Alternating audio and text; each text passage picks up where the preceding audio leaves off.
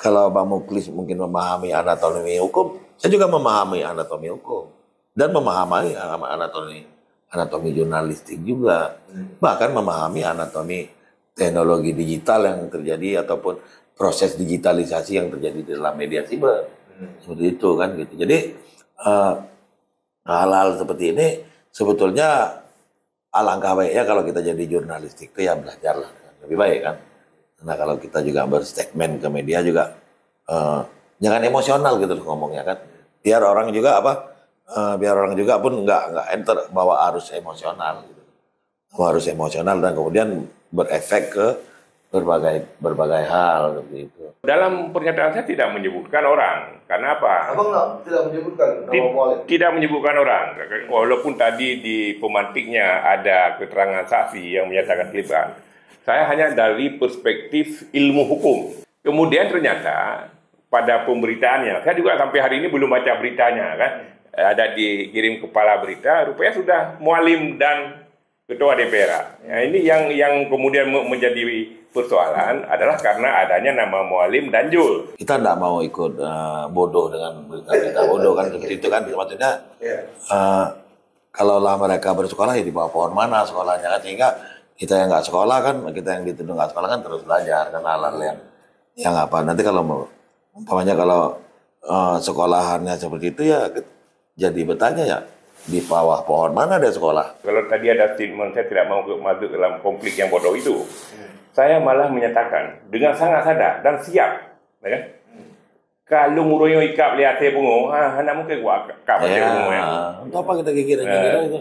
Ya. Kalau tengok ikap lihat bungo, Mama tu salah lu.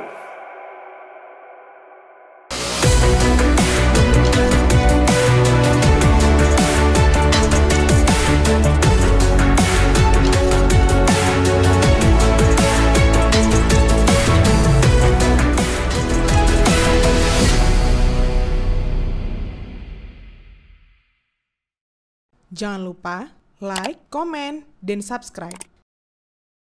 Serta aktifkan lonceng notifikasi. Assalamualaikum warahmatullahi wabarakatuh.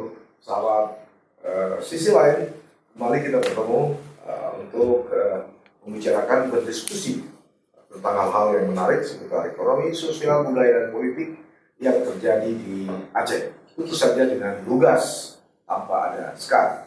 Untuk pertemuan kali ini, saya ingin mengajak Anda untuk membahas sebuah katakanlah pernyataan yang sangat menggelitik, sehingga boleh kita katakan memantik berbagai pendapat atau beragam pendapat. Ini seputar soal proses persidangan yang sedang berlangsung di Pengadilan Tindak Pidana Korupsi atau Tipikor Banda Aceh mengenai dugaan praktek korupsi yang terjadi di Badan Reintegrasi Aceh.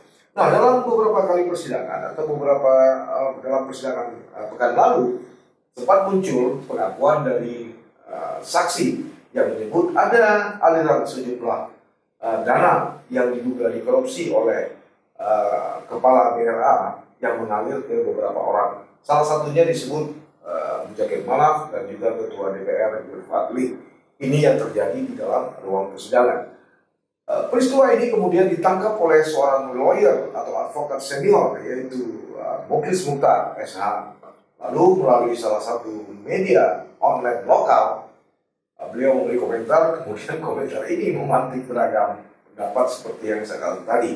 Seperti apa peristiwa ini? Apakah memang benar Bang Muklis menyebut seperti itu? Atau ada bumbu-bumbu dari media online yang diduga juga merupakan media partisan dari salah satu calon Gubernur Aceh pada pilkada yang lalu? Kemudian bagaimana pendapat dari tim muallim?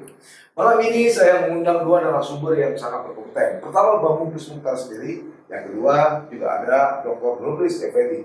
Ya, kita kenal beliau adalah pengurus Dewan Pimpinan Pusat Partai Aceh dan juga boleh disebut sebagai pendukung utama dari muallim D4 dalam pilkada Aceh beberapa waktu lalu. Nah, untuk yang pertama saya kira kita minta dulu Bang Muklis ya Bang ya. Bang Muklis. Oke. Ini sudah katakanlah heboh ya. Pendapat Abang di salah satu media lokal online yang menyebut bahwa ini sebuah praktek korupsi yang paling zalim yang terjadi di BRA. Ini memang abang sebut begitu atau memang gimana? Ya, dia kan kronologisnya begini kan. Ya, gimana? Pada suatu hari kan, saya kan mau beli parfum ke Doda ID itu kan. Ya. Tapi di Doda ID ban mobil bocor kan. Kemudian saya menempel ban di penayung. Pada saat saya menempel ban itu kan masuk HP masuk telepon, kemudian rupanya wartawan.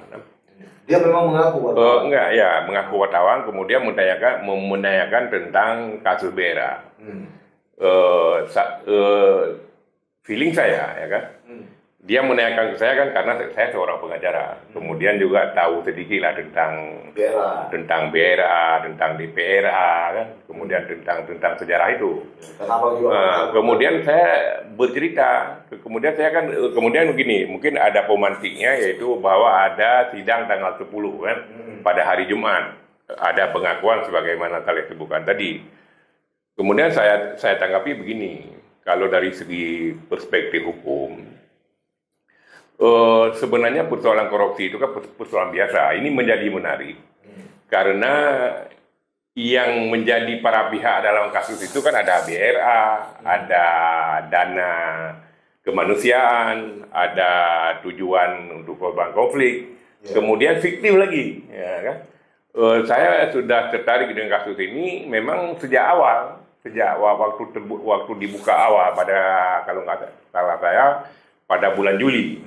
Kenapa saya tertarik? Karena pertama mungkin karena latar belakang saya sebagai orang hukum. Kedua, persoalan itu menarik bagi saya. Kenapa? Jelek-jelek begini saya kan mantan aktivis HAM juga. Ya kan? Di saat hak-hak konflik ini, hak-hak orang, ya kan? Tidak sampai, ya kan? Atau ada permainan, ya kan?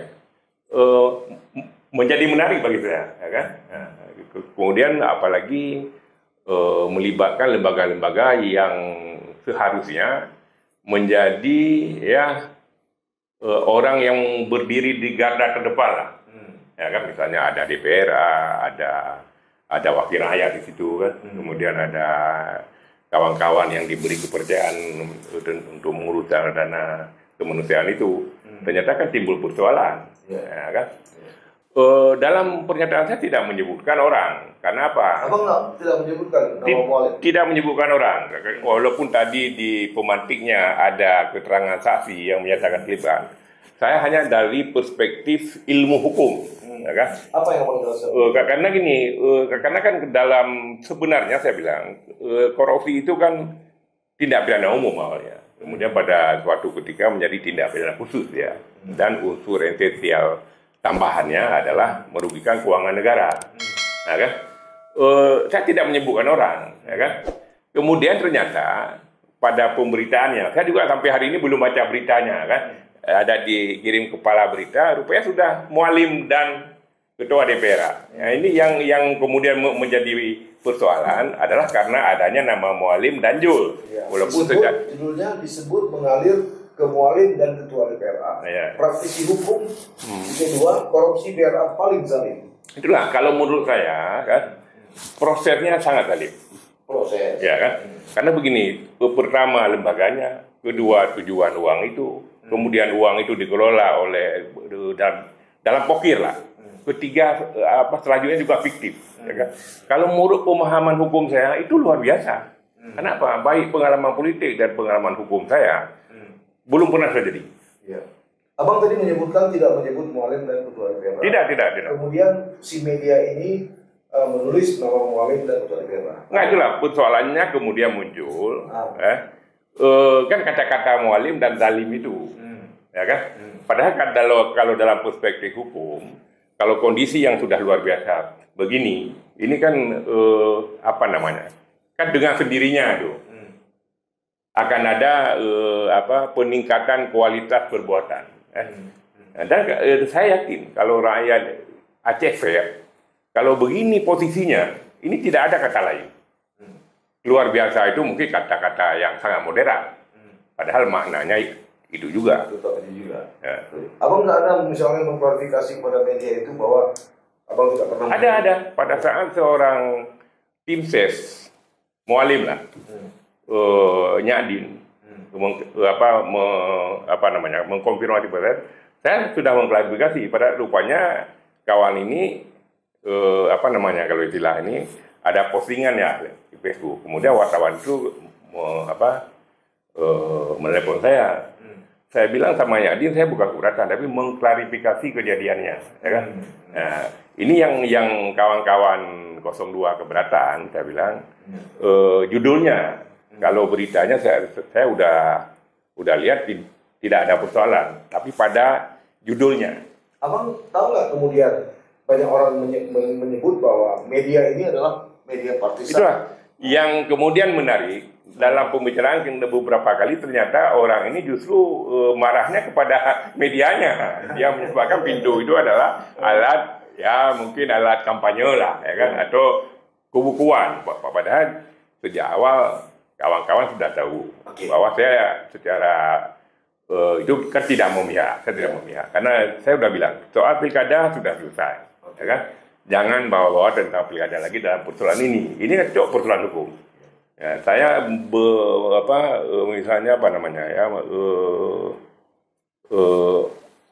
menanggapi ini dari perspektif hukum. Oke.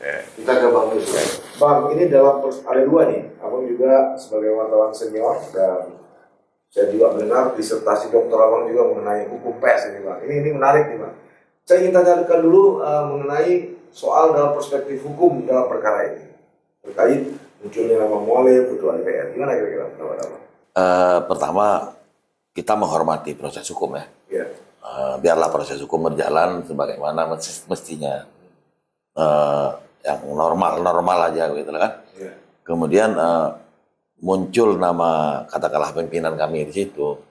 Itu juga kan cuma penyebutan ya, yang kemudian masih perlu pembuktian berikutnya, sehingga kalau umpamanya Mualim disebut seperti itu, banyak sekali masalahnya. Jadi sekarang kan umpamanya sekarang inilah tentu banyak sekali orang mengaku utusan Mualim yang untuk kepala dinas. Apa benar Mualim melakukan itu kan seperti itu? Yeah. Jadi orang menjual nama Mualim, orang menyebut untuk Mualim, semuanya seperti itu.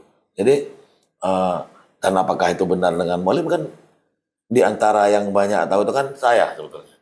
Dan bagaimana sikap Mualim bahkan untuk pemerintah ke depan itu juga saya tahu gitu kan. Yeah. Jadi nah persoalan ini mungkin karena Mualim adalah public figure yang kemudian menjadi bagian dari menariknya sebuah berita sehingga diwujudkanlah sebuah berita-berita yang tendensius kan, apalagi dari kelompok pembenci Mualim umpamanya.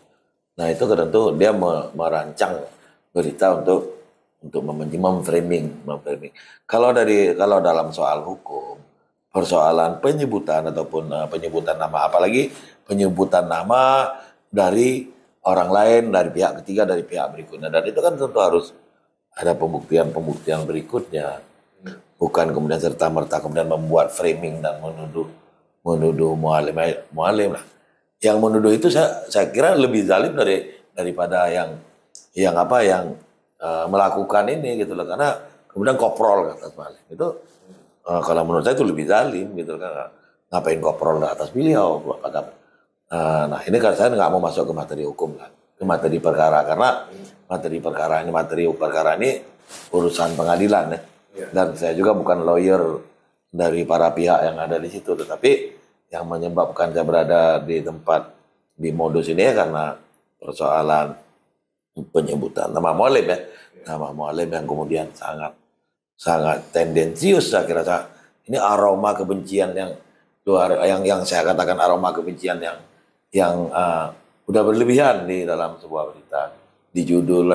Nah, ketika di judulnya dibuat ini kemudian ada dikutip statement Pak Muklis itu perbuatan zalim. Jadi pengaitan itu kan seolah Mualim itu zalim dalam perkara ini, dalam perkara korupsi ini. Nah, ini kan dua hal yang berbeda gitu loh. Nah, kemudian saya ada yang kirim berita ini sebetulnya. Saya nggak peduli sebetulnya media itu kan. Jadi saya ada yang kirim, saya lihat, saya terkejut karena ada pernyataan Bang Pulis ya, buka berita pada waktu itu saya cuma ada dua atau tiga tiga hal yang saya pikirkan waktu itu. Yang pertama, apakah Bang Mukhlis dalam hal ini sebagai ya seorang senior di hukum itu dimanfaatkan untuk dalam menggoreng berita untuk Mualim. Kedua, apakah Bang Mukhlis sendiri ikut terlibat dalam menggoreng cerita ini untuk menyudutkan Mualim.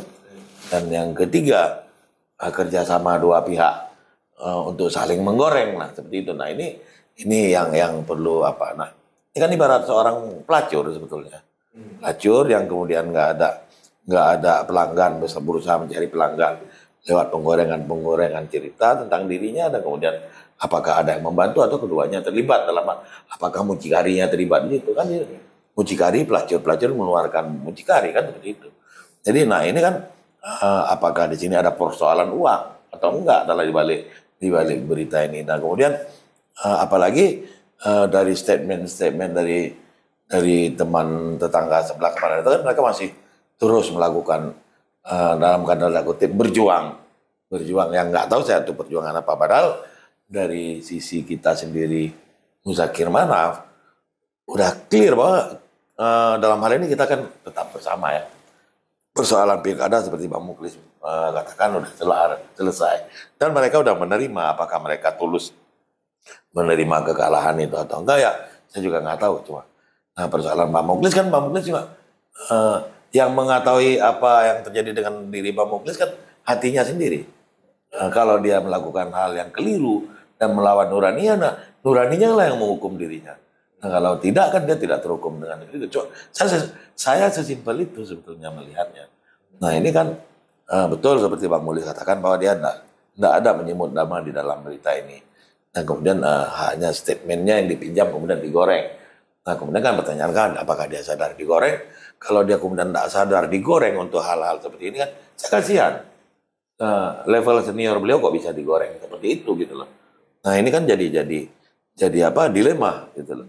Saya ingin meminta komentar Bang juga. Ini kan di dalam pemberitaan ini si jurnalis juga mengutip statement Mualim ketika debat ya. Nah bacut ini cok kekuatan kaidol terusa. Ini juga ini dalam segi semiotik ini framing ini kira-kira kemana arahnya ini? Makanya ini kan framing ke arah yang sangat negatif untuk Mualim sebetulnya. Nah ada mungkin kalimat, saya juga nggak pernah dengar kalimat itu, ada mungkin katakanlah candaan kemudian dipolitisir atau digoreng lagi. Nah ini kan saya menganggap ini adalah sebuah upaya yang jahat dari media yang kemudian mungkin tidak sendiri ada sesuatu di baliknya, tetapi kan tentu kan hal-hal seperti ini kan publik bisa menilai sendiri. Nah, untuk apa sih hal-hal seperti ini kemudian menciptakan sebuah dari beritanya kan kita udah tahu bagaimana dia memaksakan menggoreng kan, mematut-matut narasi kan. Kita kan terasa, kita kan wartawan. Ini kan ini berita yang sangat dipaksakan, ditarik. Nah, sebenarnya kalau menulis itu kan menulis yang betul-betul fair, dan menulis satu tulisan itu tidak perlu menarik ke sana kemari, dan cukup narasi-narasi yang memang sesuai dengan fakta pada saat menulis, yang faktual gitu loh. Kan seperti itu deh dalam jurnalistik. Kecuali ada kronologinya, ada kaitannya dengan statement di atas. Perbuatan itu punya kaitannya untuk kronologi atau satu alur cerita dalam sebuah peristiwa untuk menulis berita. Kalau ini kan framing negatif. Bang Mukhlis tadi disebut oleh Bang Mukhlis ini, apakah abang dimanfaatkan atau abang sadar dimanfaatkan atau gimana? Itulah saya udah jelaskan ke publik, dan ini bukan sombong. Saya tidak akan mungkin bisa diperalatkan oleh siapapun, saya bilang, ya kan? Dan bukti sejarah telah menunjukkan, ya orang yang kenal saya, ya. Kalau yang nggak kenal saya kan banyak sekali statement yang secara pribadi sangat merugikan. Tapi karena pemahaman saya, ya mungkin karena bukan sombong ya, karena memang sudah di atas orang itu, maka saya tidak menanggapi. Misalnya ada statement yang mengarah ke ke personal kan. Karena menurut saya pemahaman saya persoalan ini sebenarnya sederhana ya. Saya lihat sederhana begini, media itu berhak sebagai kontrol sosial. Ya kawan-kawan 02 juga berhak membela jagonya. Saya pribadi juga berhak, karena apalagi saya ini kan bukan sombong. Saya tahu itu banyak undang-undang termasuk UPA. Di UPA pasal 72 disebutkan kami berhak mengawasi keuangan negara. Kebijakan publik itu berat. Dari itu saya memahami ini sebenarnya biasa-biasa saja. Cuman mungkin ya sebagaimana menurut dibilang ada yang menggoreng kan, ya kan, untuk kepentingan politik tertentu. Padahal statement ini sebenarnya adalah statement hukum, ya kan. Orang ini kan menanyakan anatomi hukumnya. Anatomi hukum dari kasus ini kan sangat luar biasa tuh nanti. Ya kan? Saya bisa memahami anatomi hukumnya, ya kan? Kalau soal politik saya nggak masuk ke ruang itu, apalagi saya tidak punya kapasitas untuk itu, ya kan? Gitu ya. Ya. Tapi abang kan juga pernah di Facebook abang mengatakan kalau gitu kita debat di ruang terbuka. Ya betul. Ya, kan? Itulah kalau memang kawan-kawan, kalau memang kawan-kawan 02 keberatan, ya kan? Ya boleh. Saya punya kekuatan, ya kan? Malah tadi ada. Saya juga kalau orang itu menantang siap, boleh kita dorong hukum untuk mengejar semua ini, boleh. Lebih fair play kan, lebih fair play dan tidak ada fitnah, ya. Kan jangan ada fitnah, saya muklis diperalat. Orang ini begini, orang itu begitu, ya kan? Ada orang, ya fair play aja, main aja, ya kan? Ya gitu. Ya, gimana nih bang? Gimana? Dalam konflik kita buka. Itu terserah beliau lah berpendapat kan, suka-suka hati juga. Saya nggak peduli sebetulnya pendapat seperti apapun, karena hal-hal seperti itu ya saya anggap hal biasa sih kan, apalagi bagi public figure seperti Bang Muzakir Manap, ya dia kan udah nggak lepas daripada kritikan gitu loh. Nah kita di samping beliau juga sangat sadar soal itu, bagaimana dikritik, bagaimana. Dan beliau juga nggak menanggapi, bahkan nggak menyuruh saya untuk menanggapi juga, nggak peduli, karena kebebasan berpendapat, ya silakan gitu kan. Cuman kan harus punya, jangan fitnah lah intinya. Jangan memfitnah. Kalau fitnah kan pidana, kalau bebas berpendapat terserah. Kemudian kalau kemudian menggoreng atau memframing juga rasanya kurang fair ya. Kalau memframing itu juga nggak bagus gitu loh menurut saya. Menurut abang hasil persidangan ini sudah digoreng dalam bentuk framing? Saya nggak mengikuti soal yang menggoreng kan bukan pengadilan ya. Yang menggoreng kan orang di luar pengadilan. Yeah. Kalau saya melihat pengadilan sih berjalan normal, kemudian dan keputusan hukum dan proses peradilan kita harus hormati. Karena proses hukum kita harus hormati. Kerja-kerja pengadilan, kerja-kerja aparat penegak hukum kita juga harus hormati. Nah, kalau kita nggak percaya sama mereka para penegak hukum, kita percaya siapa lagi? Si media ini dalam pemberitaannya justru dia menangkap keterangan, dan itu kan sidang yang terbuka dan terbuka umum. Ya.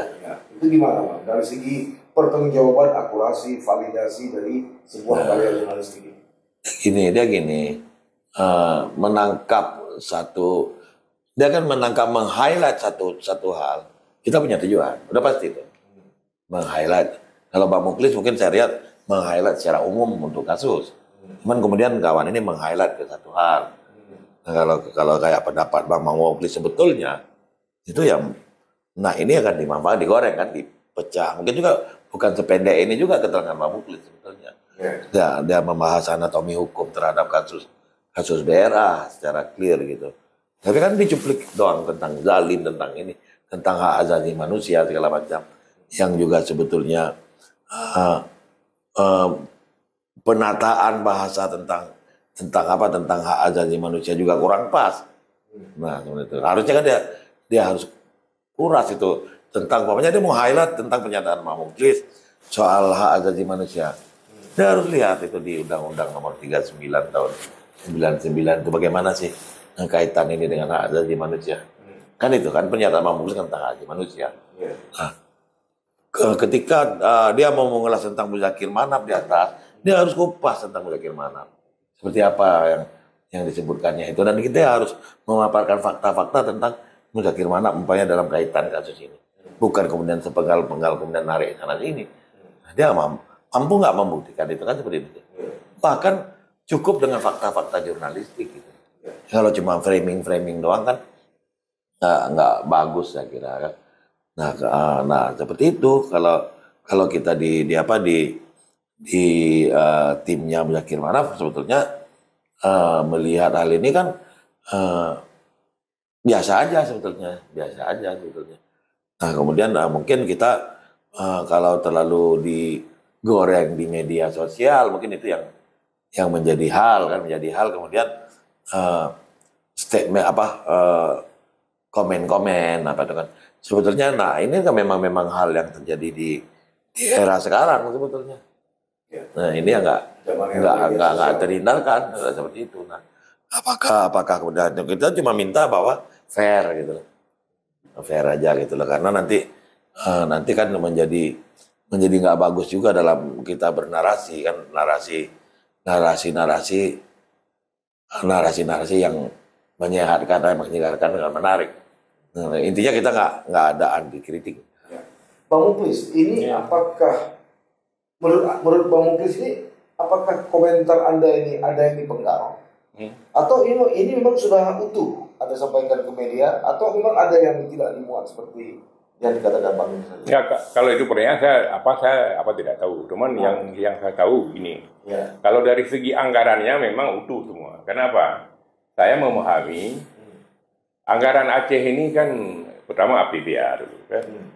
Kemudian dikelola oleh BRA. Kemudian saya tahu apa lembaga BRA itu, tahu saya, dan malah lahir pada zaman saya. Kemudian uang itu diperuntukkan untuk korban konflik. Ini mungkin perspektif dananya dulu. Ya. Kemudian dilakukan oleh orang-orang yang seyogianya ya di garda terdepan ya membela kepentingan ini. Ya. Kemudian yang terakhir itu mungkin fiktif. Itu berdasarkan pengalaman saya di politik maupun di hukum, itu belum pernah terjadi. Siapapun pelakunya, ini berani, luar biasa. Mungkin kata-kata luar biasa itu enak kita dengar. Ya, ini keputusan yang nggak enak kita dengar kan zalim. Konotasinya sama juga. Enggak, maksud saya, penjelasan Abang dalam Enggak, dari segi dana utuh. Soal pemberitaan yang digoreng-goreng itu, saya tidak tahu. Enggak, maksudnya gini, mungkin ada yang tidak Abang jelaskan, kemudian... Kalau menurut saya, kalau nama itu tidak. Tidak ada. Yang ada kan tentang anatomi perbuatan tindak pidananya. Itu ada. Ya, itu ada. Itu ada. Dan wawancaranya pun dan tidak lama. Karena yang dipertanyakan tentang anatomi itu, tentang dana-dana. Kemudian saya tahu semua itu. Ya kan? Tahu pertama, tahu lembaga BRA-nya, tahu tentang APBA-nya, tahu tentang pokirnya, tahu tentang tujuan dana itu, ya kan? Kemudian mungkin kawan-kawan media ini mohon maaf juga kan, profesi saya kan, ini kan tergolong dekat dengan kawan-kawan media, termasuk dengan kawan-kawan ini, ya kan? Kan saya kan juga tidak bisa menyatakan sesuatu yang itulah dia menolak secara itu kan tidak mungkin, ya kan? Artinya menurut Abang ini sebuah proses karya jurnalistik benar adanya? Enggak, kalau menurut saya media yang saya masuk biasa-biasa saja itu, media berhak nih mengontrol. Apalagi nantinya Mualim ini sebagai pejabat publik, ya kan? Kemudian yang dikontrol ini kan APBA. Kemudian mungkin APBA UEPA itu juga memberi kewenangan untuk itu. Kemudian kawan-kawan 02 yang membela secara membabi buta itu juga kalau menurut saya wajar-wajar saja. Siapa itu yang membela? Ya banyak lah, saya tidak sebutkan namanya dan sah-sah saja itu karena ya membela jagoannya kan biasa-biasa saja. Demikian juga mereka itu harus menghargai. Saya kan warga negara Indonesia juga, kan warga negara Aceh. Malah kalau tidak berlebihan, kalau saya bilang, saya pembuat UPA tahu patah-patah itu. Dan itu saya prihatin kasus BRA. Kenapa? Dana ini memang dibantu oleh orang berutang untuk membantu kita. Kok kita menyanyiakan? Tapi yang abang tahu nggak sumbernya apa? Pokir, bukan? Pokir itu. Pokir. Walaupun ya saling lempar tangan. Karena pokir itu kan demikian banyak, kan tidak mungkin satu orang. 15 lebih lah. Iya. Ya, kan? Apalagi perubahan lagi. Ya, perubahan kan mungkin kan ada comot kanan, ya kan? Yang namanya perubahan kan residu dia. Ya, kalau kita bilang pokir itu residu. Ya, saya tahu itu. Ini pasca abang komentar ditulis banyak komentar. Bagaimana sikap abang menghadapi? Enggak, itulah ada namanya apa je tahu kah? Keberatan lah. Kemudian mempertanyakan. Dan saya bilang tuh, ya mungkin di depan Anda juga pernah, ya kan? Bagaimana Nyadi saya bilang, kok kamu dong liarnya kan? Ya gitu saya bilang, ya, boleh, apa saya klarifikasi, itu selepas itu saya klarifikasi, sebagaimana yang saya sebutkan di sini. Bang, gimana kira-kira selanjutnya? Saya klarifikasi Bang Luis kali ini. Kita nggak pernah mengekang media, Bang. Sehingga nggak perlu Abang menuduh kita perlu dikontrol media, nggak ada.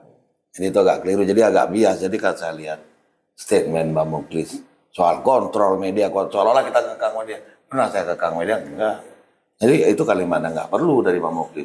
Mungkin juga banyak kalimat yang nggak perlu di sini yang nggak ada konteks karena mungkin banyak hal yang mereduksi beliau kan, sehingga menjadi salah kutip orang kadang-kadang karena jadi media harus mengontrol, wajib mengontrol. Nah, statement seperti itu kan seolah-olah saya di sini menyalahkan untuk kontrol, bukan saya harus menyalahkan media, nggak pernah saya menyalahkan media, cuma memberitakan yang benar, jangan fitnah, jangan framing, nah seperti itu.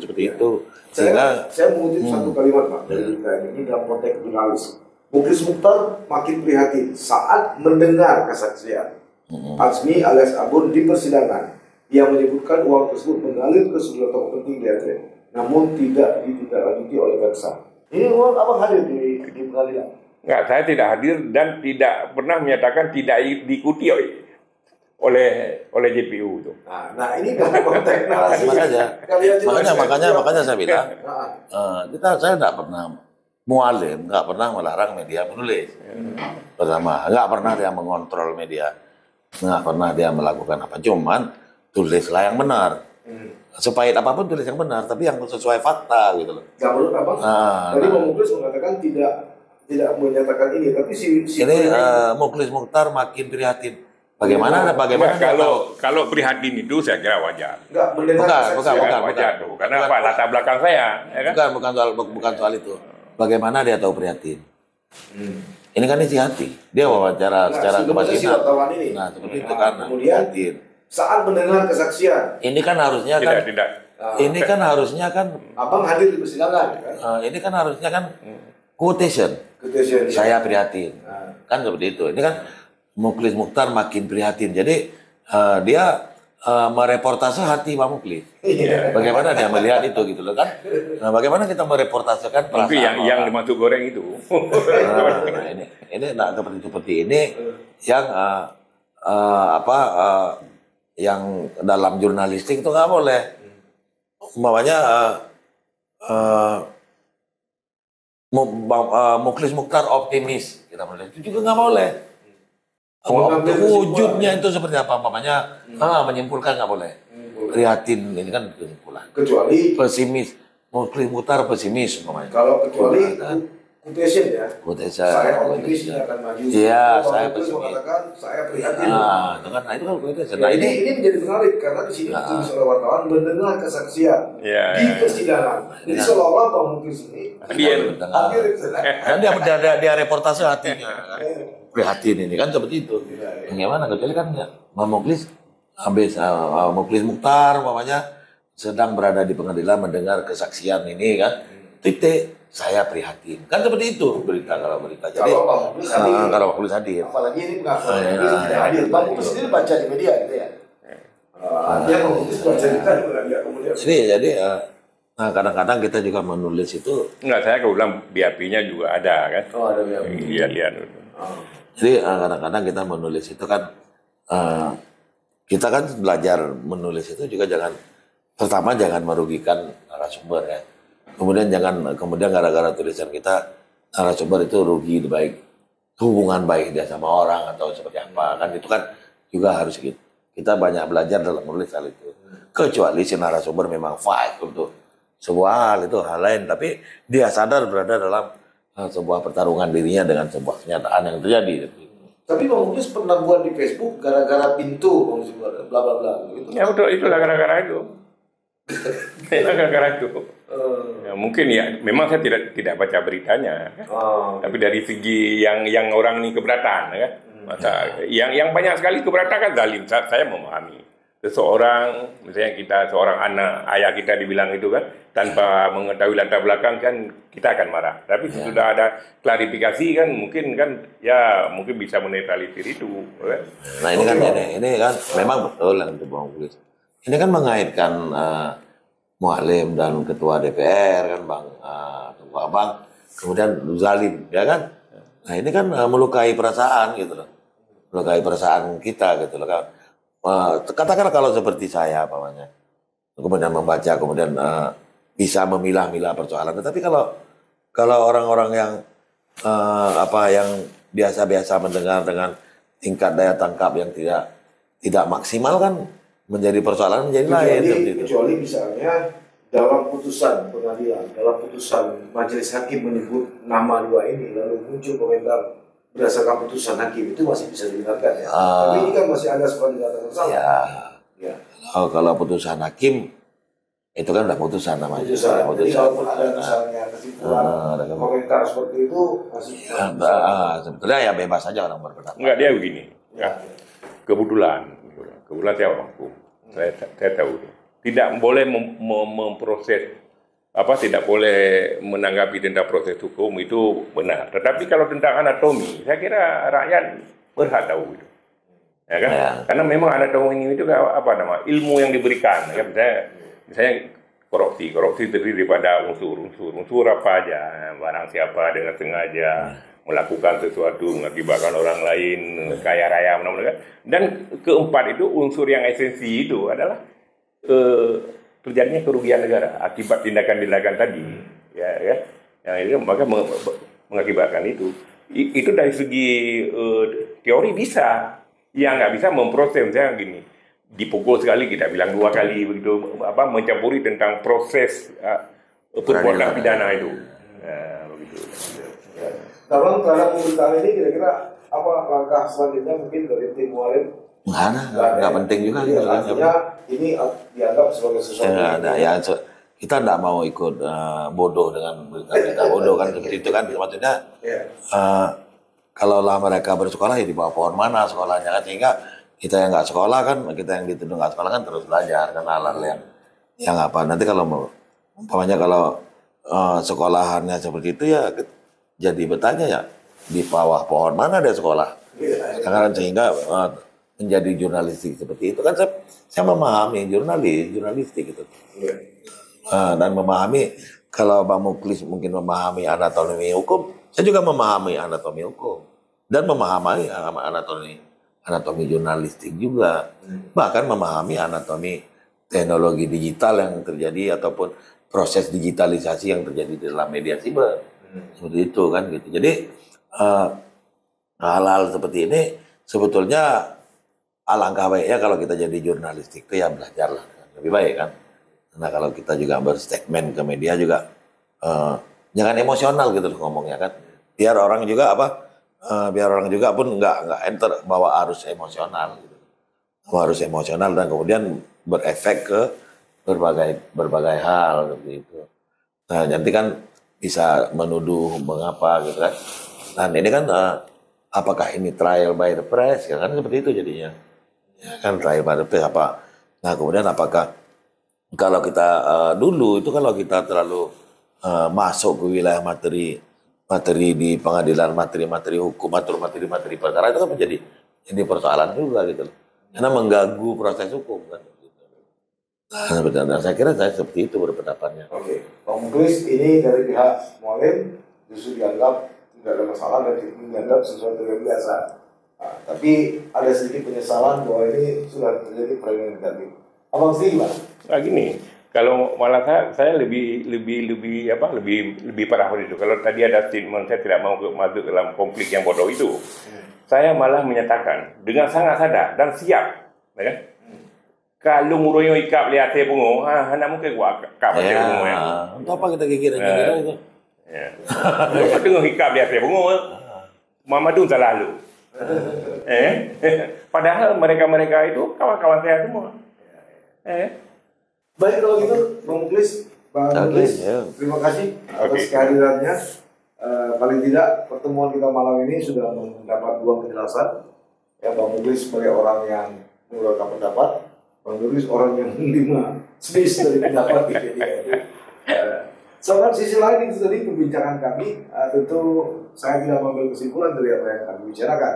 Adalah yang berhak menilai baik pernyataan dari Bang Muklis maupun klarifikasi atau penjelasan dari Bang Nurlis yang kita boleh sebut sebagai tim dari Mualik Depan dan juga pengurus BPP Partai Aceh. Mudah-mudahan pembicaraan kami ini semakin memperjelas posisi dan kedudukan dari para pihak. Ya, saya kira dalam alam demokrasi hal seperti ini biasa-biasa saja. Tapi kalau sudah kebablasan tentu bukan lagi biasa, itu sudah luar biasa. Sampai bertemu. Terima kasih. Assalamualaikum warahmatullahi wabarakatuh. Ya, salam. Merokok no. Rokok, oke.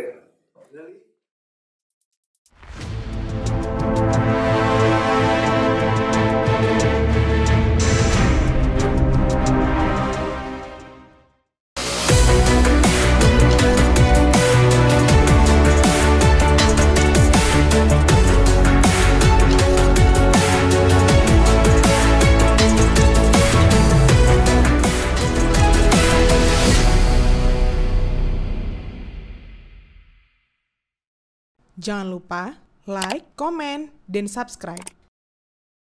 Serta aktifkan lonceng notifikasi.